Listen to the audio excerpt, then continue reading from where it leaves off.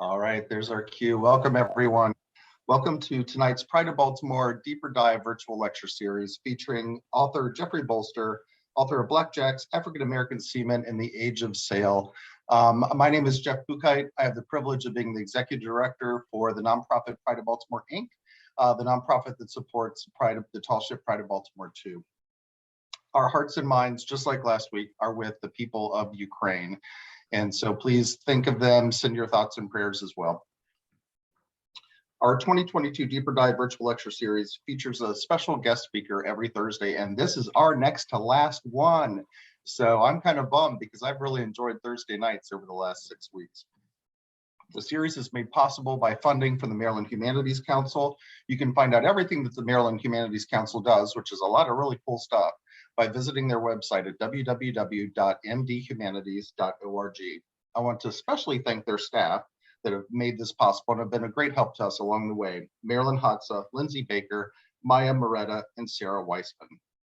So the purpose of this series, we actually learned during COVID that if we actually start doing some things virtually, it actually expands our reach and it expands our audience, because just like many organizations, we learned that people can come to us and engage with us even if they're not right here with us.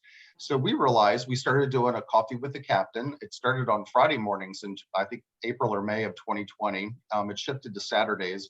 And that Coffee with the Captain series that is through Facebook on Saturday mornings has been very popular, and we've continued it, and it's now every other Saturday. So it's not this coming Saturday, but tune in a week from this Saturday at 9 o'clock and check that out if you haven't done so already. So we learned through that we can do these virtual things and do them really well. So thanks to the grant from the Maryland Humanities Council, this series is allowing us to go deeper, thus the title. We're able to go beyond the interpretation that we normally do with Pride. We're able to look into the untold stories of survivors, African Americans, Indigenous peoples, women, and others. In a moment, I'm going to do a better job of introducing Jeffrey, but I do want to do a little bit of housekeeping. The platform that we're using tonight is called Zoom Webinar.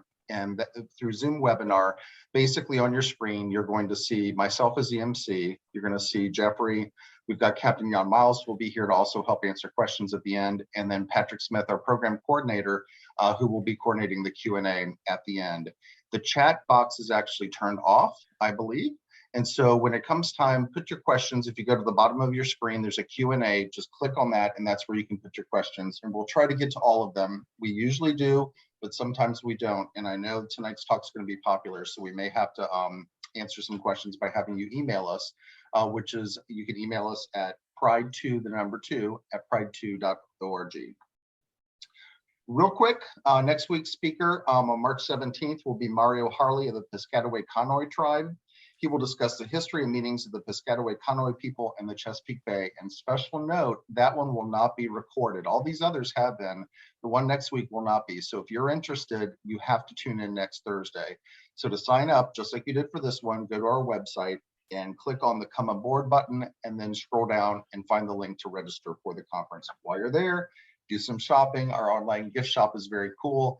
And if you do not have the book that is featured tonight, please know that we participate in Amazon Associates program, which means following the link that you got in the invite or in the link that will come out with a follow-up email in the next 24 hours or so after tonight's feature.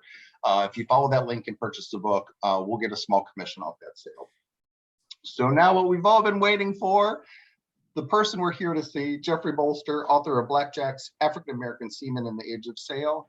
Few Americans, black or white, recognize the degree to which early African American history is a maritime history. Jeffrey Bolster shatters the myth that black seafaring in the Age of Sail was limited to the Middle Passage. Seafaring was one of the most significant occupations among both enslaved and free black men between 1740 and 1865. Tens of thousands of black seamen sailed on lofty clippers and modest coasters. They sailed in whalers, warships, and privateers.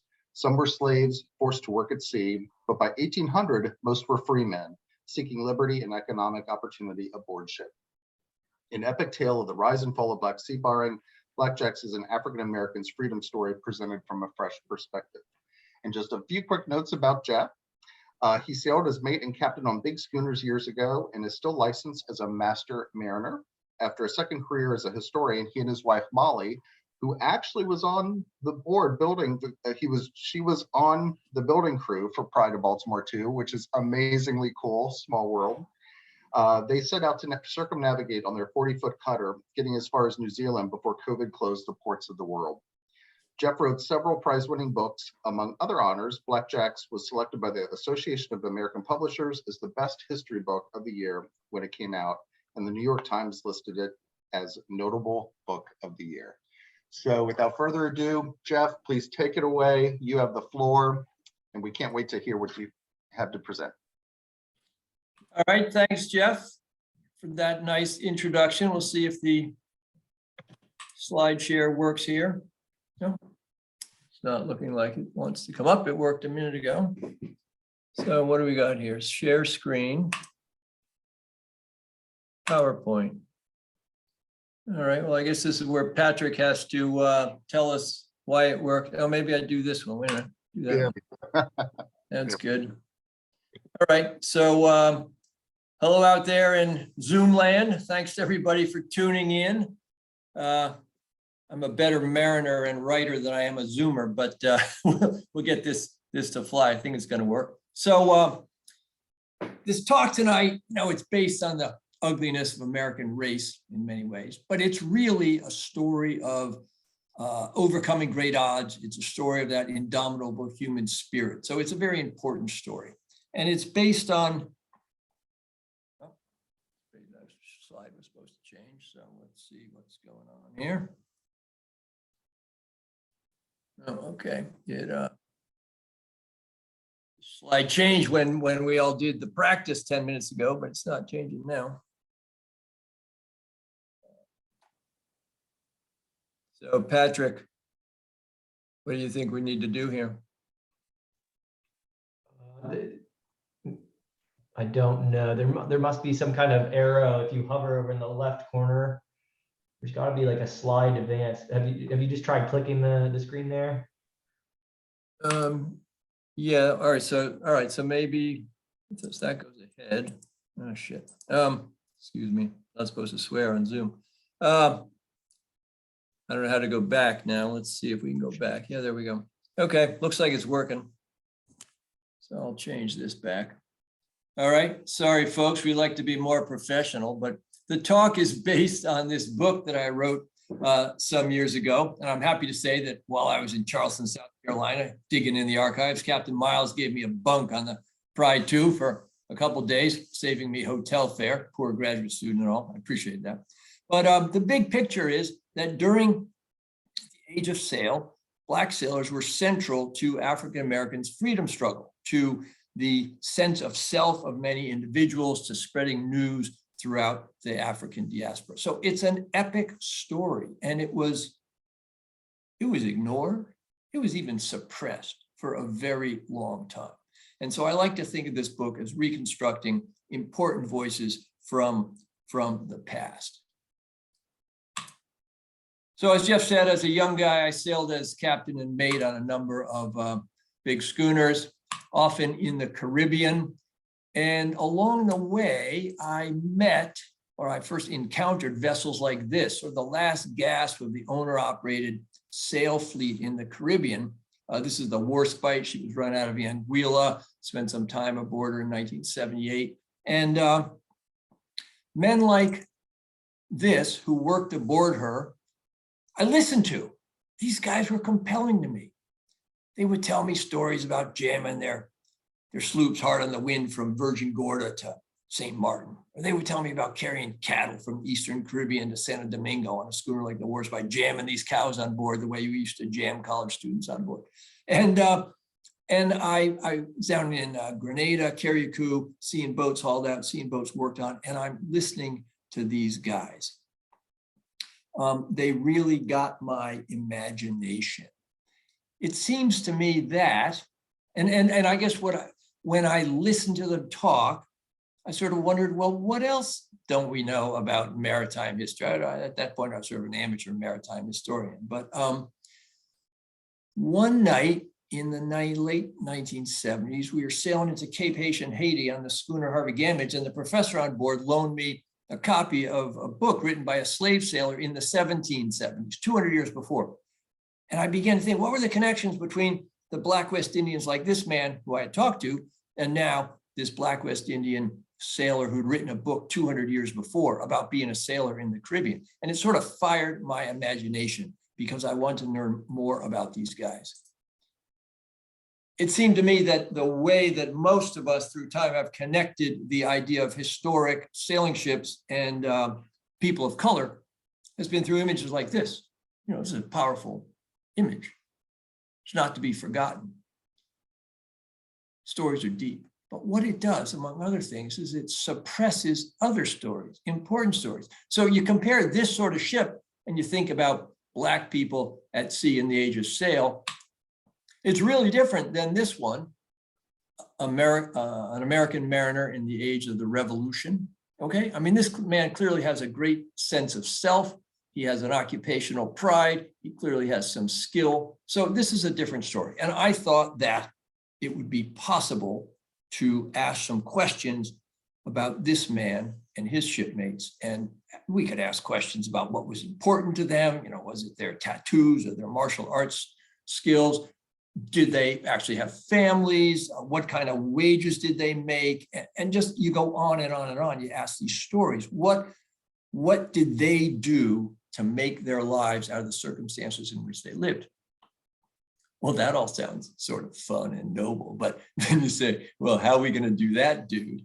So it turns out that the federal government, bless its heart, has required American ships leaving American ports since the 1790s to file crew lists. This is a crew list from a vessel in Providence, Rhode Island, in about 1803. And the reason I brought this one up is if you look on the right side, it says that the mate's complexion is brown, but then the complexion of all the crew members, Black man, ditto, ditto, ditto, ditto. So it's basically an all Black crew with a white captain and white first mate. Brown in those days meant tan white guy.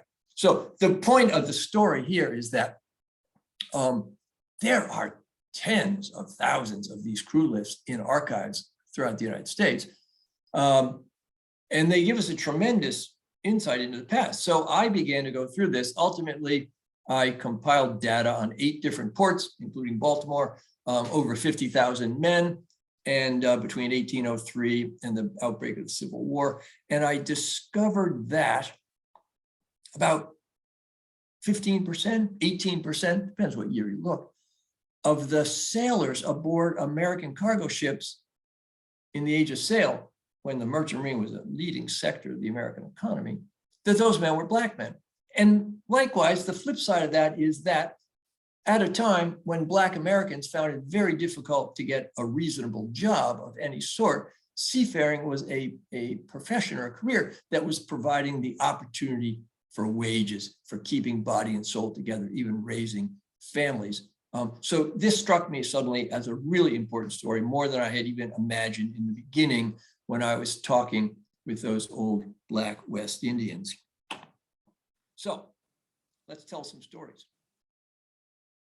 Here's a famous painting, John Singleton Copley, Watson and the Shark. The action is in 1749 in Havana Harbor. The guy in the water, Brooke Watson, was a kid, a teenager. He had gone for a swim. He was a Brit, actually. And he'd gone for a swim from his ship in Havana Harbor, and this shark got to him. And by the time his shipmates got him out, the shark had taken off part of one of his legs. He became an amputee. But he was a tough bugger, and he went on shore, and he actually made some money. He later became the Lord Mayor of London. And 30-some years later, he commissioned the painter to paint this picture the day that changed his life. I bring the painting on board so that we can look at a multiracial crew in the middle of the 18th century. And I don't use it to say that they were all in the same boat and race was meaningless. That would be ridiculous. But I use it to make us think about what burdens the Black man bore and what role he might play in a crew. And it turns out that, and this is the kicker really, when John Singleton Copley, the artist, gave his preliminary sketch of what he imagined the work would look like to Watson, who was paying for it, Watson said, no, wait, One of the guys that pulled me out that day was a black man. Put him in the picture. True story. So decades later, Watson remembered his black shipmate with affection and respect. So let's think about this. 1740s, 1770s. This is a picture from Barbados. It's called the Spikestown Boat. It's a lighter. The Atlantic history was a maritime history. And ports, whether in Boston or Baltimore or Barbados, they often didn't have great wharf facilities to begin with. And they always relied as well on lighters, small boats carrying goods from the shore back and forth between the beach and ships or whatever. This is especially true in the Caribbean. So here we have a Spikestown boat, which is a lighter. You can see it's manned entirely by people of color who I'm almost entirely sure were all slaves. And you can also see some hogsheads or barrels in the boat. This is the kind of connection between the ship and the shore that existed everywhere. Look at this one, Antigua, a beach scene. I sort of joke and say, these were very well-dressed slaves. Indeed they were. But these are Antiguan producers, enslaved people of color who are making sugar, making molasses, and they are rolling the hogsheads into what's called a Moses boat. It's a small boat that was shaped in the middle to hold the hogshead, and the man rowed from up forward. And they're going out to the sloop and the schooner anchored out there, which were manned by slaves. The crew were slaves, the skipper was slaves, the beach workers were slaves. The whole scene here were people of color in maritime employment moving the goods of the island, in this case Antigua, around to the main harbor, St. John, where there'd be a deep sea ship from Boston or London or somewhere. So suddenly what we know is that these enslaved sailors on the sloop and the schooner back there are in daily connection with deep sea sailors from abroad, and also with captains who might well be needing a man. And even though it was illegal to hire a slave sailor and inveigle him away from the colonies, this happened all the time. So you suddenly begin to see how a man working on shore might get a deep sea position. Look at this boy here, a teenage kid below decks on a British warship in the 18th century. You got the hookers and mastiff dogs and jug of punch. His life is clearly unfolding very differently from that of a young man his own age on the tobacco fields of Virginia, rice plantation of South Carolina.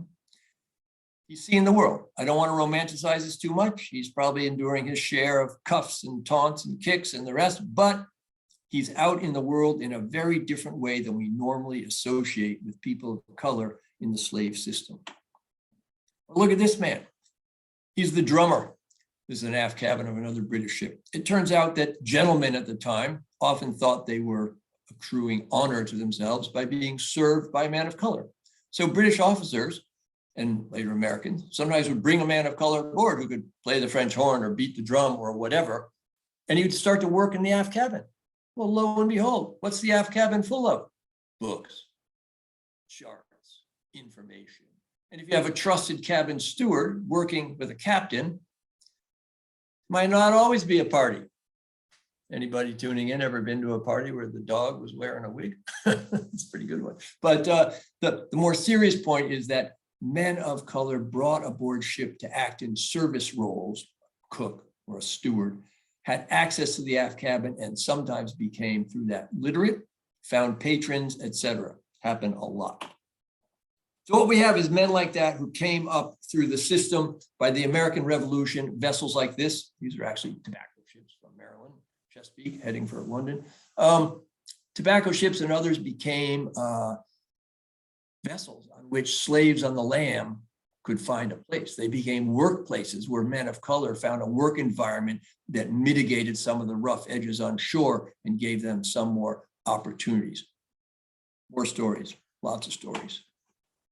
Think of the map for a minute. Here's the Black Atlantic. Imagine about 12 million people brought against their will from Africa to the Americas, largest forced migration ever in human history. Every single one of those people had a story. And I'll just tell you very briefly about a man named Thias, who's always struck me. Here's Bermuda, little bitty Bermuda. Thias, we understand, was an extraordinarily good ship caulker and a tolerably good ship carpenter. I had that from the mouth of his master. He was born and raised in Bermuda, man of color being raised in Bermuda. In 1756, his master sold him and sent Thias, if I can do my little pointer, from Bermuda down to St. Eustatius, Statia. And Thias was there. He was there for about 8 months. Turns out, apparently, he didn't like it. He missed his family, missed his friends, missed his situation in Bermuda, and he took off. He ran away aboard a vessel, and he went back to Bermuda. Not a big surprise. But after a while, the heat was on in Bermuda. They were looking for him. And so 14 months later, means he was under the radar of Bermuda for 14 months. Extraordinarily good ship caulker, tolerable good ship carpenter. And then the master heard, no, he's gone to South Carolina. Now he's in Charleston, being harbored by a wench. That was the line in the newspaper. So I found this little story in a runaway slave advertisement. These advertisements are very common. There's tens of thousands of them. I've looked at a lot of them. But you find these little snippets like this, where I just captured this man for a couple of years, moving between 3 different ports in the North Atlantic. And that, to me, encapsulates some of the activity that we have here. You know, a central trope at the heart of this book is that at a time when we imagine people of color enslaved and not going anywhere, the men that I'm writing about were moving all around the Atlantic world. Some of these guys wrote books. In fact, the first 6 books written by Black men in the English language were all written by sailors. Ooh, what's that about? Again, these men had access to the aft cabin, they had access to literacy, and then through their captains, sometimes they found patrons ashore, someone who would sponsor them in New York or Boston or London, help get a book into print. No easy task, I can say, even today, having gotten books into print some number of times. So the first one that I had read years ago was the one on the left, the interesting narrative of the life of Olada Equiano. He was the sailor who I read first going into Cape Haitian in 1978. Tremendous book.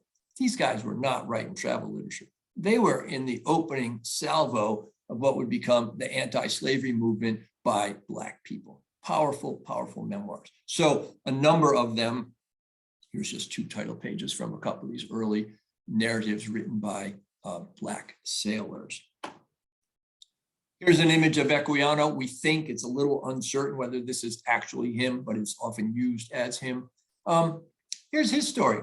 He was born in what we call today Nigeria. He was an Igbo, described himself as an Igbo. He was caught up in the tentacles of the slave trade, ultimately sold to some white slave captain, slave trader captain on the beach in Africa, and left. Was sent to the Caribbean, and shortly thereafter, luckily for him, to Virginia in the Chesapeake. He was bought by a Royal Navy captain. This is pre-Revolutionary War.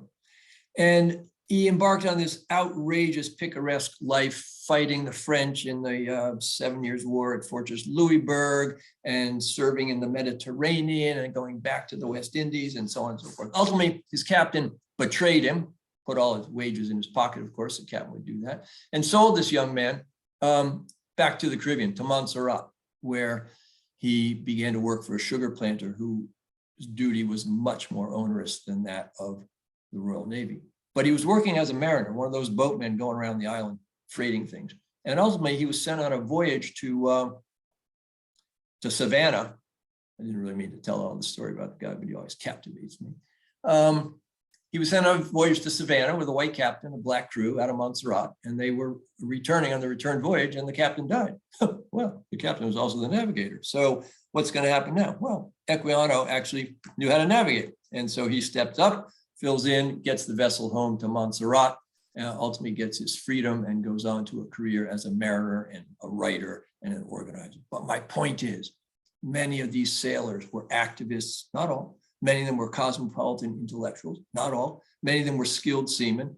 They contributed a great deal to what we think of as the creation of Black America.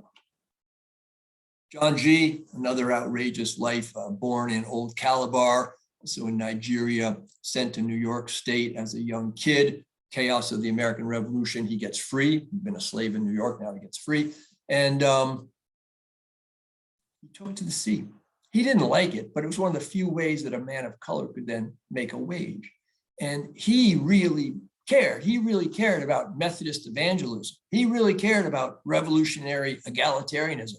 He was actually sort of a African diaspora kind of guy, had that sense of Bob Marley that all Black people had drawn from the same background. So he is going to see, and he's basically preaching these gospels that matter to him, enduring the kicks and the taunts sometimes of shipmates who didn't appreciate his lessons. So now we're up to like the early 19th century. Here's an American vessel. I've always loved this painting. It's really an exquisite painting. It's owned by Mystic Seaport Museum. It's an American ship, the Ebola, painted by an Italian artist, Camilleri, going into a French port. It's got a multiracial crew on deck. We have a Black man here tending the foresheet, which was sometimes called the cook's rope. The man was undoubtedly the cook, but the artist, it's important, the artist took pains to depict a multiracial crew. In other words, he's got a clearly Caucasian kind of guy back aft on the quarterdeck. He's got this Black man tending the foresheet. And you know, I could riff on this painting a lot, but you look at it, this is one of the most complex constructions known to that era. And men of color were sometimes able-bodied seamen. They were salvage masters. They were conversant with this complicated piece of gear. Here's the Young Brutus, another painting with a clear racial delineation. All the guys on the foredeck, the sailors, are painted with little African-American blobs of paint for their faces. And all the guys on the quarterdeck, the officer, are painted with little white person, Caucasian blobs of paint for their painting, okay? These artists, they were painting verisimilitude. They were representing reality as they saw it, okay? But here's my story. When I started researching this book, I would go into archives in Maryland, in Washington, in Massachusetts, and South Carolina. And people say to me, oh, you're not going to find much. You know, Black people don't really do boats. No, Black people aren't sailors. I don't think you're going to find much. Well, what did I find? I actually wrote this book that's based on a tremendous cascade of evidence, rich. And I also found images, lots of images. In fact, when this book was published, it was the most richly illustrated book in early American Black history, at that point defined up to the Civil War, that had ever been published. In other words, there were more pictures, watercolors, oil paintings, pen and ink, photographs, you name it, more pictures of men of color engaged in the seafaring trades than of people of color at that point doing anything else that had been put together in a book. So these pictures are hiding in plain sight. They're all out there and they're not squirreled away. They're in places like the Metropolitan Museum of Art and the New Bedford Public Library and the Merchant Marine Academy. and yet when I go to say I'm working on this, lots of people, Black and white, old and young, say, oh, you're probably not going to find much. There's something there about how race trifles with us, how we internalize stories that are not based in fact, but we all parrot them as if they're real. All right, Frederick Douglass. I'm sure many in the audience know Frederick Douglass, a slave on the Eastern Shore. He escaped from his slavery. Ultimately became the most important Black man in 19th century America. But as a young kid on the Eastern Shore, Douglass would look at the vessels coming by. White-winged ships, loose from their moorings and free, while I'm here fast in my chains and a slave. And he swore that the bay will bear me to freedom. Well, he was close. He was sent first to Baltimore, Fells Point, Federal Hill here, where he was taught to caulk ships. Here, a century later, as another Black man caulking the deck of a ship. And Douglass learned to read and write in Fells Point, and ultimately, he escaped from slavery, not on a vessel, but on a train. He got on a train in Baltimore to go to Philadelphia. Well, that's crossing the Mason-Dixon line. That's going from slave to free territory. How do you do it?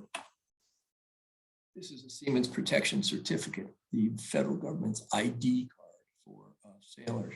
You can see here, this one is for a man named George Williams, and he's 5'3.5" a Negro. Okay, there it is.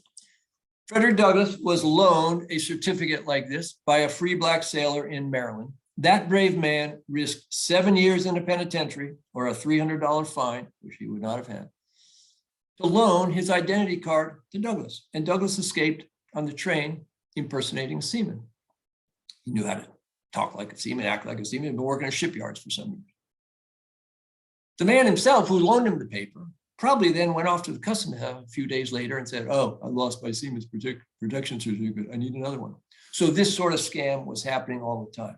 Sailors telling freedom stories and other sailors helping men to move on, improve themselves. Men like George Henry. He was a man from the western shore of the bay from Virginia. He was a skilled slave sailor. He ran a pungy schooner like this around the bay, you know, Alexandria, Norfolk, Baltimore, Chestertown, you name it. He was in charge of the crew. He was in charge of the vessel. He was in charge of the lading. He was a master, but he was also a slave, and he knew what it meant to be called boy or uncle and to be treated in that way. So internalizing those tensions was very tough for a guy like George Henry.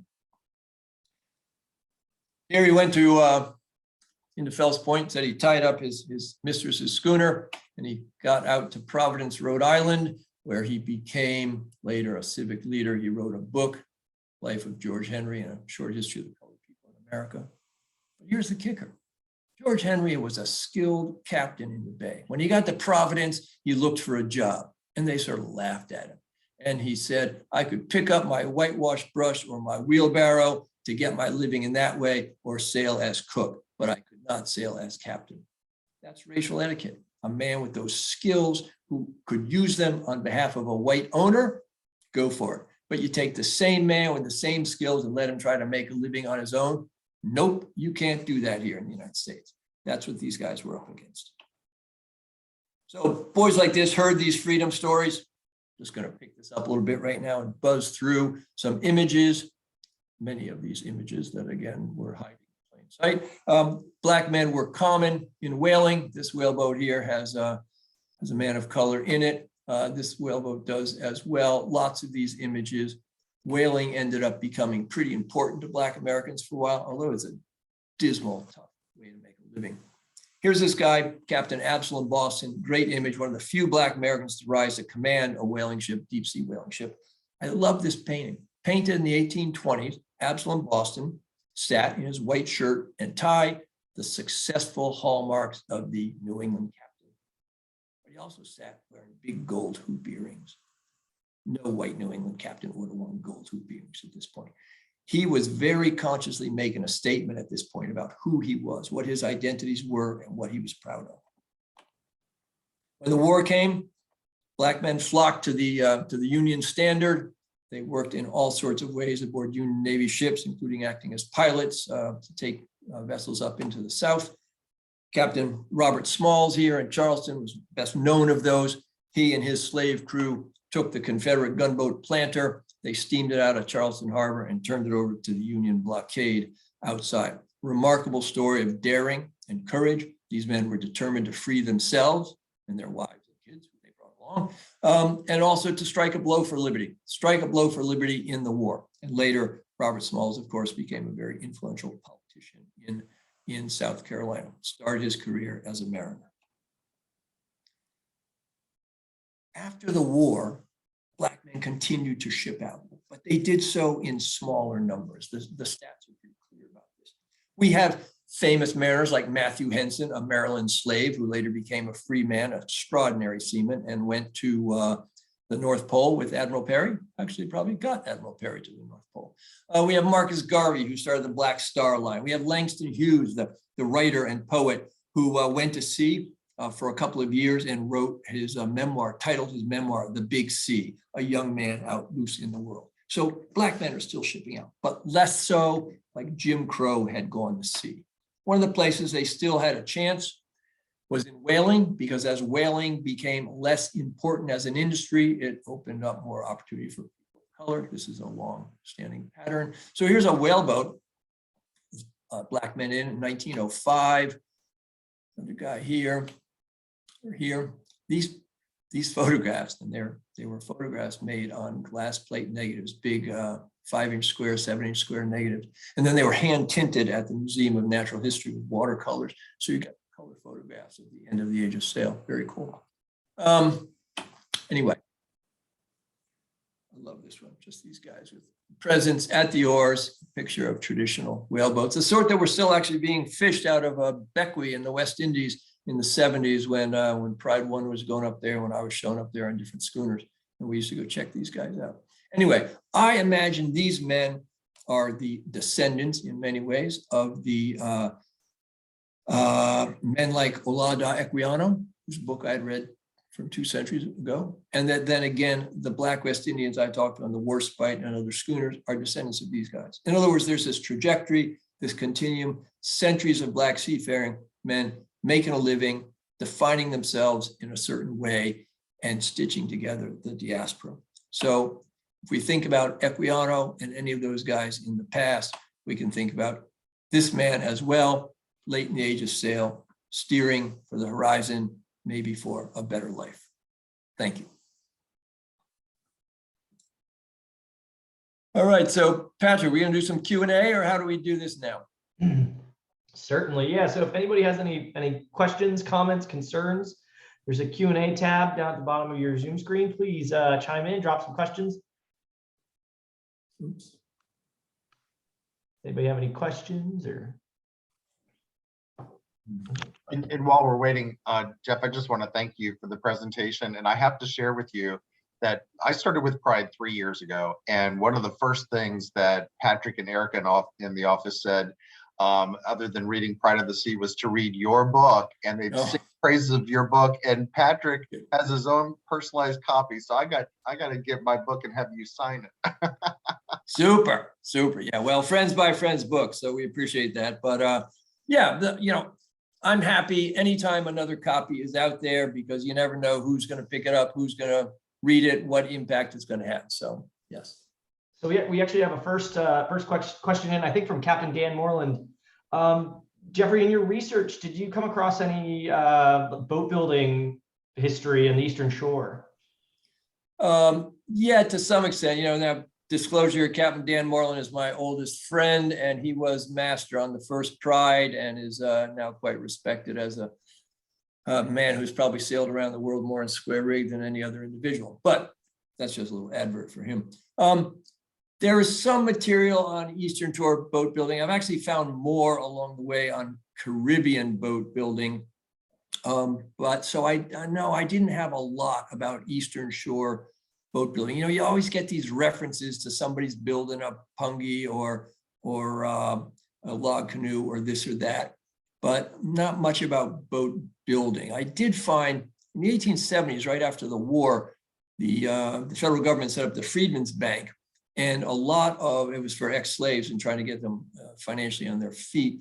There were a number of men who opened bank accounts from the Eastern Shore who said, occupation, schooner captain, works for self, or oysterman owns boat, or something like that. So these were guys from the Bay who were now freed from slavery and trying to make a go of it and defining themselves through that occupation. But I didn't find a lot about boat building, but then again, I wasn't looking for boat building. Excellent. Jeff, do you mind ending your screen share just so for the recording, that way it shows the speaker when they're, thank you so much. I apologize. No, we got another question in. Well, I got a couple questions that just say excellent presentation. So thank you so much for that. Ken Potter, they're the perceptive people. Ken Potter was wondering, did your research continue on into the 20th century? Only in a hit or miss way. I really went up through, the Civil War and Reconstruction. That's the decade after Reconstruction, when the North was, the Union was still involved in trying to sort out the former Confederacy. So hit or miss here and there. I thought for a while of doing, Blackjacks 2, which would take us up through World War II or the era thereafter. There's clearly lots of material, and what a book like that or a project like that would allow would be oral histories and family memoirs. I've given a talk like this many times, and I'm often struck by Black Americans who come up to me afterwards and say, well, my grandfather shipped out, or my great uncle shipped out, or this, or we have this this logbook, we have this diary, or some letters, or this, that. So my point is, for a subsequent period, you could not only have federal shipping records, both civilian and military, but you would have more images. But you could also mine much more deeply, because now, families who have these kind of materials are sometimes proud of them and hanging on to them in a way that in the 1700s just wasn't the case. So, but no, that's not a book that I'm going to take on. It's out there for somebody else. Excellent. Now, this is actually a really interesting question. And I'm afraid the answer is going to be no, just because I don't think there's sources that would exist to support it. But did you ever come across any Black women working on boats during this time, alongside the rest of the crews, I guess? Yeah, late in the 1850s or 40s, I forget exactly when, but basically with the era of steam, the first steamer transatlantic is the Savannah, 1817.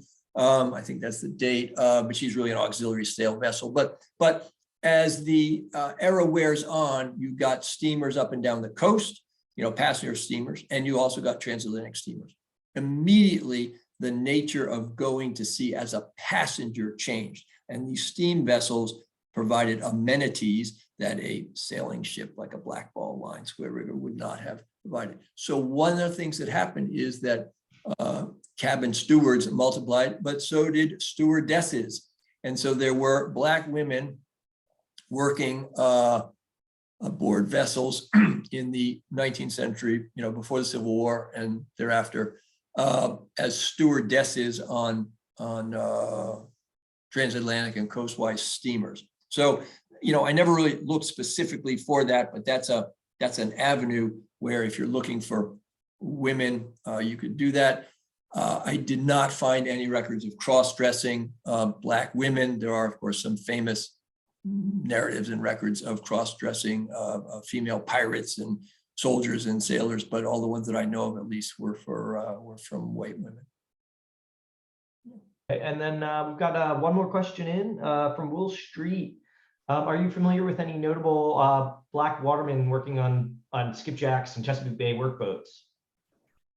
Yeah, there were quite a few, obviously, and there's a great lore about that. Many years ago, I was actually sort of collaborating with a fellow in Baltimore, a Black man who had been from the Eastern Shore that was trying to put together some of that history, but I confess it's been a long time now. So I don't have at my fingertips the specific stories, name and place, real people doing real things in real time and place on a real vessel.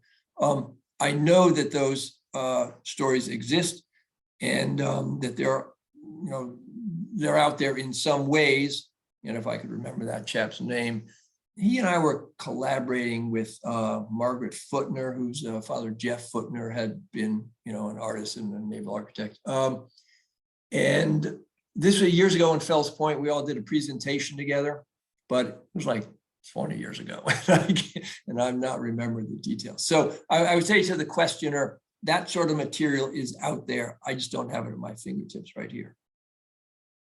Yeah, I think a great resource for that kind of information would be the Chesapeake Bay Maritime Museum. So Will, I know they have some exhibits on that, I believe now. Yeah, and all the maritime museums have material, and then again, the records, like in the Maryland Hall of Records in Annapolis, there are a variety of records that speak to the past. It depends how much persistence or diligence you have that you want to look through.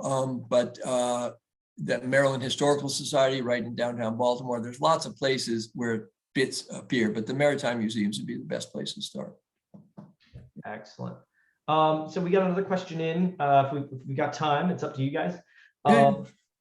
So Charles Swicker was wondering, so your book mostly focuses, I apologize, there's the dog. That's Hinckley, everybody. So your book focuses on African Americans in the merchant fleet. Can you elaborate more on what you learned about African Americans sailing in the U.S. Navy and during the same time period? Yeah, a little bit. So Captain Swigger is a retired U.S. Navy captain. He was second mate on Pride 2 under Captain Moreland back in the day, and we're all like, us three and Miles are all rascals that go back a long way together. But there's little bits in my book about naval sailors because I found examples along the way, but I was never looking systematically for men of color in the Navy. So I have examples from Commodore Porter's excursion out in the Pacific when they were at Nuka Hiva, Black and white sailors running away together, stealing a whaleboat and trying to go native into the bush. examples from Baltimore, actually during the Latin American Wars of Independence, when privateers were being fit out in Baltimore to sail under the flag of La Plata and other would-be Latin American republics. A very moving situation about the black men and the white men being issued small arms of the same type and being paid the same wages and that sort of thing. So then there was examples from the USS Constitution, old Ironsides, about men messing together and how the messes were set up, this and that. So I don't have any systematic material on black men in the sailing Navy, but the USS Constitution Museum has been working really hard on this over the years. I've come in as a consultant a number of times with other people, other historians, and they have been amassing a great deal of data about old Ironsides and her crews through time. My friend Joe Reedy, who's a now retired professor of history from Howard University in DC, he and his research team put together an extraordinary book about black men in the Union Navy. And it was the last group of Civil War participants, Confederate or Union soldiers or sailors, to really be reconstructed. And this team at Howard spent years pulling this together, drawing on lots of military records, and then joining those with civilian records to flesh out the story as much as they could. So there is quite a bit out there about men of color in naval service, but I only use it very selectively, a little bit here and there as it served my purposes. Awesome, thank you. If there are any other questions, feel free to drop them in the Q&A. Again, thank you. That was incredible, Jeffrey. We really appreciate you taking the time to present with us tonight. Good. Thanks, Patrick. Happy to be here. Good to see you on again. I'll turn it back over to Jeffrey Buchheit to close us out, and I think we can call it a night a little early. Okay. Thanks, Patrick. And again, thank you, Jeff, for tonight. And please say hi to Molly from all of us. You and Molly are both part of the Pride family, and we love you for that. I also want to, once again, can't say it enough, thank the Maryland Humanities Council for the funding that made this virtual lecture series possible. Thank you so much. And please go to www.mdhumanities.org to check out all the other wonderful programs from the Maryland Humanities Council. Our first sail this year will be into Annapolis for Maryland Day, coming in 2 short weeks. So if you're anxious to see our beautiful ship, please come to Annapolis the weekend of March 25th through 27th, and we will be offering free deck tours on that Saturday and Sunday from noon until 6. Last thing I do want to say is please, for those of you who signed in tonight, thank you. We couldn't do what we do without you. Oftentimes people don't understand that we don't get full funding from the state of Maryland. We love the state of Maryland. Thanks to the state of Maryland, they provide us 40% of our operating budget, but that leaves us the tall task of raising the other 60% of our operating budget, which is not an easy thing to do. So thanks to donors, we're able to make that possible. If you're not already a Privateer Society member, and that is giving monthly, if you can go to our website and click on the donate button, if you give as little as $5 a month, you become a Privateer Society member. And the cool thing with that is that you and a guest will be able to go out on a free 2-hour day sail a couple times a year with us. So that it doesn't get better than that. So thanks again. Please tune in next Thursday for our last Deeper Dive virtual lecture with Mario Harley with the Piscataway Convoy people. Again, that will not be recorded. So if you're interested in that interpretation, please tune in next week and register. So thank you, everybody. This is such a joy to spend a little time with you every Thursday evening. And thank you, Patrick. Thank you, Jan. And we hope to see you all soon. Thanks, Jeff. Thanks, Jeff. Good night.